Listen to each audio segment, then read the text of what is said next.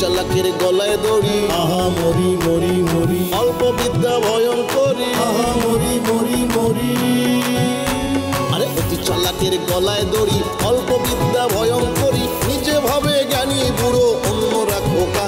নামে চালাক কামে বোকা, নামে চালাক কামে বোকা, নামে চালাক কামে বোকা, নামে চালাক কামে বোকা, নামে চালাক কামে বোকা।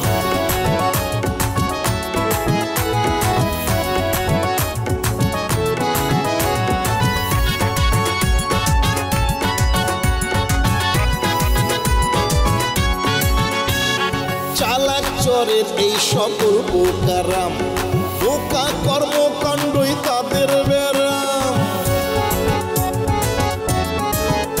আরে চালাক চরের এই সকল বোকারাম, বোকা কর্মকাণ্ডই তাদের ব্যারাম।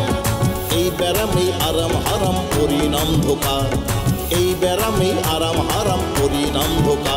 নামে চালাক কামে বোকা, নামে চালাক কামে বোকা, নামে চালাক কামে বোকা, নামে চালাক কামে বোকা, নামে চালাক কামে বোকা। আমি কিডা? আমি হচ্ছে সুরা তোর জেল হচ্ছে আমার কাছে মুড়ি মুরগির মতো। তোমার তো বুঝা হয়ে গেছে তোমার রুচি কিরকম খরা লাগিছে। আরে কিডা করে আসো, তাড়াতাড়ি আসো, বাড়িতে ডাকাত পড়েছে।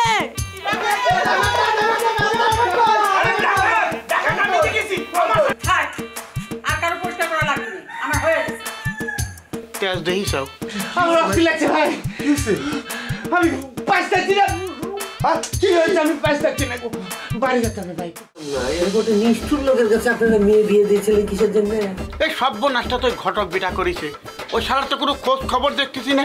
ঘটক কোনে? ঘটকের খোঁজ কি জন্য নিতে লেগেছেন আপনি? আপনি পুলিশকে খোঁজ করবেন না? ও হ, পুলিশের খোঁজটা নেওয়ার দরকার। হ্যাঁ, আমি বসে কিছু করবো।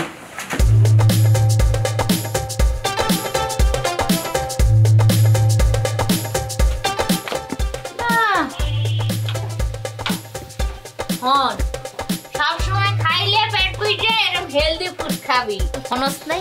কুত্তার পেটে কখনো ঘি মজে না, তুই করে ভিক্ষা। তোর এই খাওয়ান পাই এত ভালো ভালো খাওয়ান, একভাবে খাওয়ার দরকার হলে কি বিয়ে শাদী হয় না? এই হবু শ্বশুর বাড়ি যে বমি করে বাসায় দেছো, এক্সের গন্ধই গেছে। আমি বুঝি না এরা তোরে লাত্তি বাইজে বিদায় করে না কেন? দেখো আকলিমা, তুমি যা জানো না সেটি নিয়ে তো ক্যাচ ক্যাচ কেন করছে সেটি আমি বুঝতে পারছি না। তোমার এই ক্যাচ ক্যাচ ক্যাচ ক্যাচ বন্ধ করে দয়া করে একটু আমার চোখের সামনে থেকে যাবা নাকি? কি আমার চোখ খুরে? মনে হয় যে তোর একেবারে খুব দামি চোখ, তোর চোখের সামনে দাঁড়াই রং ঢং করে নিজের একেবারে পেমান দিতে হইবে। হন, তোর ধারে আমার জরুরি কথা আছে। কথা বলতে এসেছে, তোমার সাথে কথা বলতে আমার ইচ্ছে করছে না। হাল তুমি করবি না, মোর লোকে কথা কইতে ইচ্ছে করতে আছে না? না, তুই কিন্তু এখনো হিসাব অনুযায়ী আমার স্বামী, কথাটা ভুলে যাস না। স্বামী না, খুব স্বামী ফলাইতে এসেছো। কালকে যখন আমার মাথাটা ফাটিয়ে দিয়ে কেলিয়ে দিয়েছিল তখন তুমি কোথায় ছিলে? ঘরের মধ্যেই আসলাম, ইচ্ছে করে বাইরে নেই। মুই তো অপেক্ষায় আসলাম তোর মাথাটা ফাটবে, তুই এখানে তরফাই মরিয়ে যাবি, আমি তখন বাইরে। তুই তো মরো নাই, এই জন্য মুই বাইরে। একবার চিন্তা করেছো তুমি কত খারাপ মানুষ? ফাজলামি শুরু করেছে এটি। আমার চোখের সামনে থেকে চলে যাও বলছি। আরে শোন, আমি ভাবছি কি তোর মাথার এই অবস্থা যে করছে, আরে সুন্দর একটা প্রেজেন্ট দিব, মানে গিফট দিব, ভালো হইবে না? দে ক্যাশটা হাতে। আমার কাছে ক্যাশ নেই কো। হাতটা কত মোর মোটর উপরে পছন্দ হয় না। এই যে মোকাম সর্দার টাকা চাইলে তো কার কার কার কার করে একেবারে নোটগুলি বাইরে। দে টাকা দে, টাকা দে। দে এটা বললাম আমার কাছে একদম শেষ টাকা। বেশি ঝামেলা না করে, এটা কিন্তু শেষ টাকা বলেছি আমি তোমাকে। বেশি ঝামেলা না করে এগুলো নিয়ে আমার জীবন থেকে তুমি একদম সারা জীবনের জন্য চলে যাবে বলছি। আরে তুই এত বেতি ব্যস্ত হইলি কে? তোকে তো বলছি যে তোকে মুই তালাক দিয়ে দিব, কিন্তু মোর শরীরটা ভালো না। আর তুই বোঝ, তালাকের মতো এত বড় একটা ডিসিশন তুই কি খারাপ শরীরে লইতে পারি? আর তোর লগে সংসার করবে কে? এটা কাঁদিয়া গন্ধ।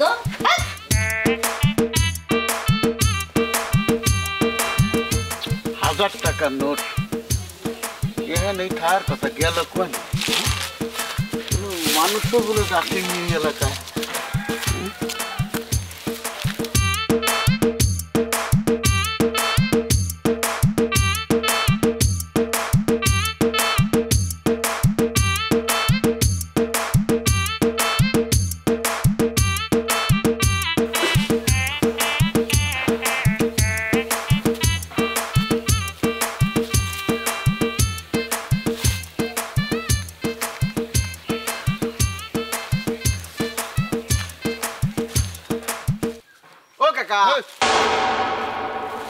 কালকের টাকা কি এখনো খুঁজতেছেন নাকি? না মানে হয়েছে কি ওই দেখতেছিলাম আর একটু। তুমি এদিক কোন যাচ্ছ? আদর ভাইয়ের সাথে দেখা করতে যাচ্ছি। তোমার জিনিস বুঝলাম না কি এমন ব্যাপার, কও দিয়ে আমি তো বুঝতেছি না ঘটনাটা কি। ও কা আপনারা কইলাম না সেদিন পদ্মা চরে যে জায়গা জাগিছে, হ্যাঁ আতরের দাদা। আতরের দাদার ওই আতরের দাদার ওই জায়গা, হ্যাঁ অনেক জায়গা, অনেক টাকার জায়গা। এর মনে করেন যে আবার একটু কথা করতে যাচ্ছে ওইটা। এর মনে করেন ওর সাথে কথাবার্তা বলে আমি যদি একটু কম পয়সার মধ্যে নিয়ে নিতে পারি সুবিধা না? তা ওই ওই জায়গার দাম কি পরিমাণ হতে পারে? মা জায়গার দাম কি পরিমাণ হতে পারে মানে কম করে হলেও তো 1 কোটি টাকার উপরে হবে। কষ্ট কি? আমার তো ফিট লাগার মতো অবস্থা হয়ে গেছে। আদরের তো কপাল খুলে গেল দেখতেছি। হ্যাঁ খালি খুলে যায় নাই, খুলে স্যাদ্রা হয়ে গেছে। আচ্ছা শোনেন, এই জায়গা জমির কথা গ্রামের আর কেউ যেন না জানে। আতর ভাই আমারে বারবার করে কয়ে দিছে এটা কারোর না করতে। গ্রামের লোকের করতে যাবো কিছুর জন্য, আর এত তো আমার নিজের লোক। তারা বুঝি আমার কাছে করলে কোনো সমস্যা নেই। আচ্ছা ঠিক আছে, আপনি আবার কারোর সাথে আলাপ করেন না। আর একটা কথা কাকা, কি? এই জায়গা শুধু আতরের দাদার নামে না, আপনাকে গ্রামের আরো 2 জন আছে, বুঝছেন? কও কি? হ্যাঁ আমাকে গ্রামের আরো 2 জনের নামে আছে। এর মধ্যে কি হানা সর্দার নামে কেউ আছে নাকি? হানা সর্দার? হ্যাঁ হ্যাঁ হানা সর্দার। হানা সর্দার, হানা সর্দার, হ্যাঁ কাকা আছে তো। কও কি? হ্যাঁ হানা সর্দারের নাম আছে। হ্যাঁ হানা সর্দার আপনার কি হয় জানেন নাকি? তোর বড় মানে এটা কিরম কথা করছো? হানা সর্দার তোমার দাদা, আমার বাপের বাপ, আর আমার বাপের নাম হচ্ছে পানা সর্দার। তুমি আমি কিরম করে পাতি পারি? আরে পাবেন পাবেন, কপাল তো মনে করেন আতরবার সাথে সাথে আপনারও খুলে গেছে। এখন জমি পাতি হলেই কাকা হয়েছে যে ধরেন খুব সাবধানে আগাতে হবে। কিন্তু আপনি সরাসরি যদি ভূমি অফিসে যান, যায় কিন্তু কোনো লাভ হবে না, ওইভাবে আপনি জায়গা নিতে পারবেন না। এখন অবশ্য আমি একটু চেষ্টা ক্লেশ করে ম্যানেজ করে দিতে পারবো, কিন্তু আমার তো ব্যস্ততার অভাব নাই, বুঝছেন? প্রচুর কাজ, একটু বিজি থাকি। হ্যাঁ বাবাজি করছিলাম কি, তুমি চেষ্টা তদবির করে জমিটা ভাইরালের ব্যবস্থা করে দাও। আমি তোমাকে কথা দিচ্ছি, যে পরিমাণ জমি আমি পাবো তার থেকে একটা অংশ আমি তোমার দিয়ে দেবো। না সেটা তো দিবেন, একটু কঠিন আছে। বিষয়টা হচ্ছে কি যে ধরেন খালি খালি তো আর জায়গা জমিন পাওয়া যাবে না। হ্যাঁ ভূমি অফিসে কিছু টাকা পয়সা দিতে হবে, দিয়ে মনে করেন পর্চা মর্চা বাইর করতে হবে। হ্যাঁ কিছু খরচপাতি তো আছে কাকা। কিরকম খরচপাতি লাগতে পারে সেটা কদি? এই ধরেন হয়েছে কি প্রাথমিক অবস্থায় 1000-2 হলি হবে। তো 1000-2 দিয়ে আমি কাগজপত্র টত্রগুলো খোঁজ খবর নিব, এরপরে বাকি যা যেদিকে লাগে তো আপনারা জানাবই। 1002 টাকা বাজারে যাচ্ছিলাম, বুঝছাও? এই 500 টাকা আপাতত আছে, এই নিয়ে তুমি কাজ শুরু করে দাও, বুঝছাও? আর পরে যদি টাকা পয়সা লাগে সেটা আমি পরে দিবানি। কাকা এই কথা অন্য কারোরে কোয়েন না, কিন্তু জায়গা জমির বিষয় তো শুনলি মনে করেন খাবলা দিয়ে পড়বে না। মাথা খারাপ নাকি আমার? কারো কাছে কব না, এই জবান মোটা এটা বন্ধ করলাম, আর মোটা কোথায় বেরোবে না এই জমি সংক্রান্ত কোনো ব্যাপার। আপনি তাহলে খায়েন, আমি আতর ভাইয়ের সাথে কথা কয়ে আসি। ও শোনেন, কি কালকে যে টাকা, ওই যে 1000 টাকার নোট হারা গেছিল না? হ্যাঁ আমি বাড়িতে যে দেখছি বুক পকেটে রয়েছে, বুঝছেন? থাকেন কাকা। কাজ কাম বাদ দিয়ে খাওয়া দাওয়া বন্ধ করে টাকা খুঁজ দিছি 1000 টাকা। কত বড় ফাজিলের ফাজিল, এখন এসে দাঁত কেলাই করছে যে টাকা পাইছি। কিরম ফাজিলের ফাজিল, তার মধ্যে কি হলো, আরো 500 টাকা তার দিয়ে দিলাম, উল্টে 500 টাকা নিয়ে গেল। কিরম বাট পাইটা আমার সাথে করলো নাকি, তা কবে কিনা? হ্যাঁ টাকা গেছে গেছে, জমির নামে যদি কোনো মিথ্যা কথা করে থাকে ওর মধ্যে শিরে খাইয়ে ফেলাই দেবে। খালি খালি খুঁজলাম।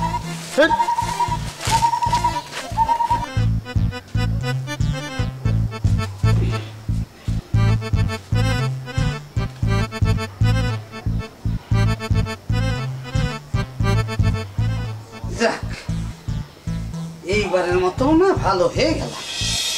হ্যাঁ, আরে একটা ভালো মানুষকে এরকম ঘরের মধ্যে চুপচাপ বসে থাকতে পারে? আরে এত দেখি ল্যাংড়া ভালো হয়ে গেছে। হ্যাঁ,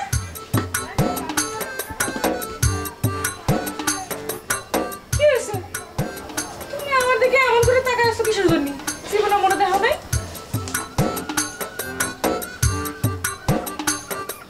আমার জাতি করছো কেন?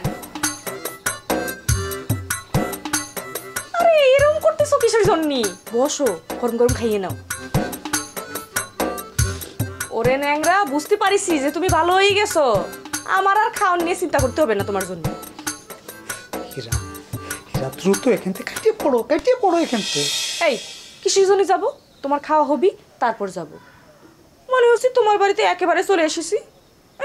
ডং আল্লাহ রে, এই মায়েরা কি শুরু করলো? এখনো তো কিছু শুরুই করিনি। তুমি বসো দি, দেখো তো তোমার জন্য কি সুন্দর মজার মজার রান্না করে নিয়ে আইস। আর দোহাই লাগে, তুমি আমার হাত ছাড়ো, দোহাই লাগে। এই হাত তো আমি জীবনেও ছাড়বো না। হিরে হিরে, হ্যাঁ বাবা, আতরের জন্য রান্না করে নিয়ে এসেছিস না? কি হলো, কথা কতিছিস না কিসের জন্যে? মানে ভাইয়া তুমি এখানে? অবাক হয়েছিস? আমি কিন্তু মোটেও অবাক হইনি। আমি জানি তো মাঝে মাঝে তুই যে আতরের সাথে দেখা করতে আসিস, টুকটুক করে কথা কস, সেটা আমি জানি। আজকে যে রান্না করে নিয়ে এসেছিস সেটাও আমি জানি। ভাই, এই কোনে যাচ্ছিস? এই কোনে যাচ্ছিস? ফ্যামিলিটা একটু পাগল টাইপের আছে। হ্যাঁ, ও পাগল না? তা কতদিন ধরে তোর জন্য পাগল কদি? না, আমি আসলে ওই অর্থে পাগল কইনি। পাগলের সংজ্ঞা আমাকে দিস নে। এই গ্রামের সবচেয়ে বড় পাগল আমি। আমার সামনে এইসব কথা বললে তো চলবি না। নেই, আচ্ছা ঠিক আছে, বাদ দে, দেখি কি রান্না করিছে। চল দুজনে মিলে খাতেছি। আর বয়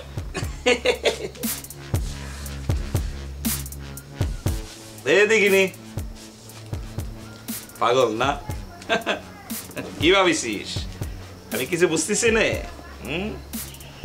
তাই তো কই, আমার বোন ফুরুত ফারুত দিয়ে কমে যায়। আরে খুলতেছিস না, ওটা খোল। উত্তর পাড়ায় লিস্ট করা হলো 200 জনে, কম্বল পাঠানো হলো 210 জনে। এরই মধ্যে 20 জন লোক কম্বল পালি না কিসের জন্য? চেয়ারম্যান সাহেব, বিষয়টা আমারও মাথায় আসতেছে না, কেন এমন হলো? আমি বিভিন্ন জায়গা থেকে কাইটে কুইটে কম্বল নিয়ে আসি, আর আমার কম্বল খাই চোরে। আমি পরিষদ থেকে আসি, তারপর আমি বিষয়টা দেখতেছি। চেয়ারম্যান, আমি দেখতেছি কি যা।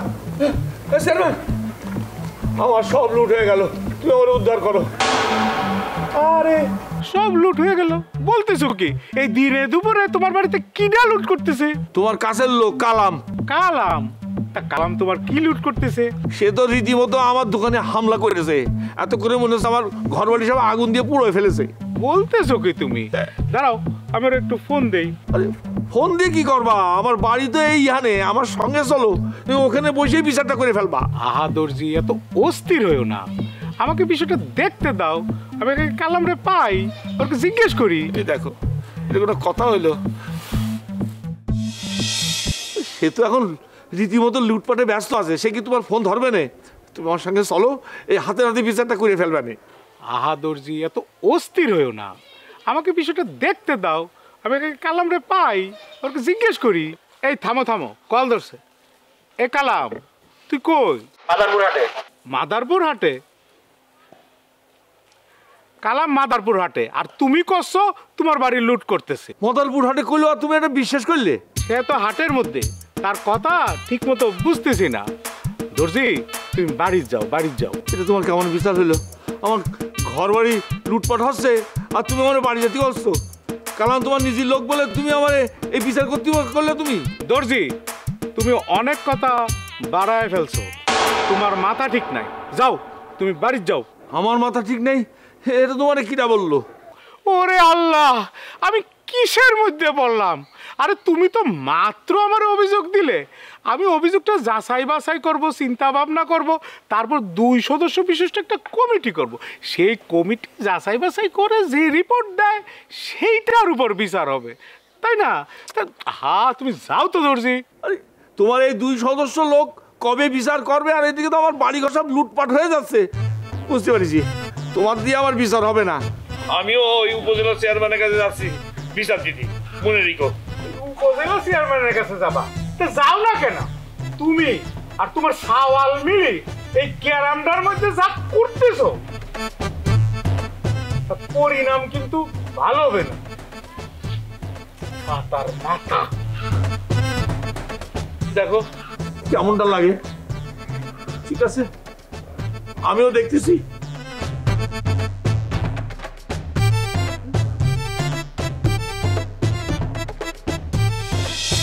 শোনেন সাংবাদিক সাহেব, এই যে দেখেন কি করেছে বুঝছেন, এই ছবি তুলে পত্রিকায় এমন ভাবে দেবেন তাতে প্রমাণ হয় যে ওই লুৎফরি খুন করেছে, বুঝছেন? তালি পরে তো লুৎফরের ছবি লাগবে। তো লাগবে, দিলে দেবেন। তার ছবিটা দেন। সমস্যা নাই, লুৎফরের মেলা ছবি আমার কাছে আছে, আমি দেবো না। এখানে তো লুৎফরের ছবি আর আপনার ছবি একসঙ্গে, আলাদা ছবি লাগবে। আব্বা আলাদা তো ছবি নেই। সমস্যা নাই, আমি ছবি কাটে নিব। পুলিশকে জানাইছেন তো? পুলিশলে আপনি চিন্তা করছেন কি জন্য? তা না আব্বা, পুলিশের মধ্যে সব কিছু জানে গেছে। আপনি খালি বড় একটা হেডলাইন দিয়ে লিখবেন লুৎফর খুনি, এটাতে যত বড় একটা নিউজ করতে পারবেন ওটা করবেন। দরকার হলে সব পত্রিকা আপনার আমি কিনে নিব। আপনি যদি সব পত্রিকা কিনে ফেলেন তাহলে লুৎফর যে অপরাধী এটা মানুষজন জানবে কিভাবে? ও আরেকটা কথা, ওই খুনি শব্দটা লেখা যাবে না, কারণ উনি তো এখনো মরে নাই। সাংবাদিক ভাই, এটা কিরমের কথা করছে না? তাই সাংবাদিক ওরে মরে নাই মাইরে তারপর নিউজ করেন, বুঝছেন? মানে লুৎফর ওই শালার বিটারে কিন্তু আমি ফাঁসি ধরতে দেবো। দেখেন চাচা, উল্টাপাল্টা নিউজ হলে কিন্তু আপনি ফেসে যাবেন। আইন অনেক বড় কঠিন জিনিস, পুলিশ কিন্তু আপনাকে ছাড় দিয়ে কথা বলবে না। কাকা, আমার নাম্বার আছে না, ওই নাম্বারে ছবিটা পাঠাই দিয়েন। না সেটা না হয়ে দিলাম, তো যাই নিউজটা করবেন তো নাকি? নিউজ করার আগে আমার একবার অপরাধীর সঙ্গে কথা বলতে হবে। মানে কি আপনি লুৎফরের কাছে যাবে চাচ্ছেন? হ্যাঁ, তার সঙ্গে তো আমার কথা বলতেই হবে। আব্বা, হ্যাঁ আপনি সাংবাদিক কি বলতে লাগেছে? আমার মাথা ফাটিয়ে দিয়েছে, জলজন্ত একটা মানুষ তার সামনে আমি বসে রয়েছি, সেটা না দেখে আবার লুৎফরের সাথে কথা বলতে যাবে, কি বলছে এটা? ভাই, যত বড় অপরাধী হোক না কেন তার সঙ্গে আমার একবার কথা বলতে হবে। আমি এখন আসি।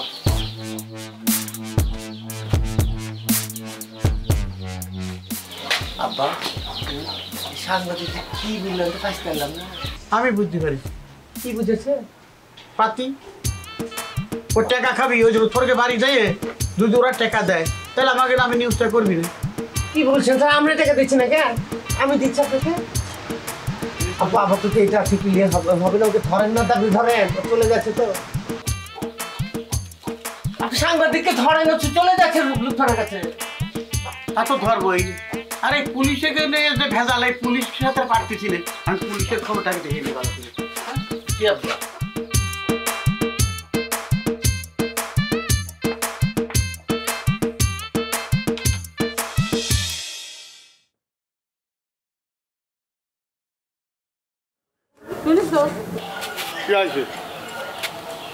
আচ্ছা, তুমি আমাকে একটা কথা বুঝাও করো তো। ঘটনা ঘটিছে কাল, মাঝখানে এক রাইট গেছে, আজ পড়ায় দুপুর হবার চললো, পুলিশ কোনে? এটা কিরমের কথা করছো? হ্যাঁ, আমার কি পাগলা কুত্তায় মাথায় কামড় দিছে আমি থানা পুলিশ করতে যাবো? মানে কি, তুমি থানায় মামলা করো নাই? ওরা থানা পুলিশে তো সোজা না, বুঝতে পারি তো। সোমবার দিয়ে কি করছো তুমি শোনোনি? থানা পুলিশ খুব কঠিন জিনিস, বোঝা লাগবে তোমার। এটা কোনো কথা? আরে থানা পুলিশ তো খারাপ টাকার কাছে যারা খারাপ কাজ করে। তুফা তো এখানে মার খাইছে, তুমি লুৎফরের নামে মামলা করবা শেষ? তুমি তো এক কথা কয়েই খেলাস, লুৎফরের নামে মামলা করবা শেষ। এদিকে বোঝা লাগবে লুৎফরের নামে যদি মামলা মোকদ্দমা করি তাহলে বাড়ির পরে পুলিশ আসবে, আইসে কি করবে? উল্টো পাল্টা প্রশ্ন করবি, ঠিক মতো জবাব দিতে না পারলি আমার পিঠমোড়া করে থানায় বাইন্ধে নিয়ে হেভি শাল্টিং দিবি। হ্যাঁ, এই রিস্ক নিয়ে আমার ঠিক হবে? তুমি যদি কও আমি এর ধরে মাঝে ছেড়ে আমি ঠিক আছি। তাহলে পরে লুৎফরের ফাঁসি দিবা কয়ে যায়, কাল থেকে লাফালাফি করতেছো, তার কি হবি? তার কি হবি তোমার বুঝাই করছি, বুঝছো? এই যে লুৎফরে ফাঁসি দেবো কয়ে যে আতঙ্ক ছড়াচ্ছি, এই খবর নিশ্চয় লুৎফরের বাপ ওই আরফান দর্জির কানে গেছে। সে কি করবে জানো, ওই কানে যাওয়ার সাথে সাথে সে জমি পেয়েছে টাকা নিয়ে আমার কাছে আসবে, ওর চোয়ালে যাতে ফাঁসি না হয় সেই ব্যবস্থা করে দেওয়ার জন্য। কথাটা বুঝতে পারিস? আর এমনি যদি আমি মামলা মোকদ্দমা লুত্র নামে করি কি হবি, ওই থানায় ধরে নিয়ে যাবি, কিছু জন্য চলে জেল হাজত হবি, তাহলে আমার লাভ কি? আমার তো লাভ দেখতেছি না এর মধ্যে। আমার লাইনে আমি ঠিকই আছি, বুঝতে পারিস? ওরে আল্লাহ রে আল্লাহ, তোমার মাথায় কখন যে কোন বুদ্ধি আসে সেটা আমি এত বছরে বুঝতে পারলাম।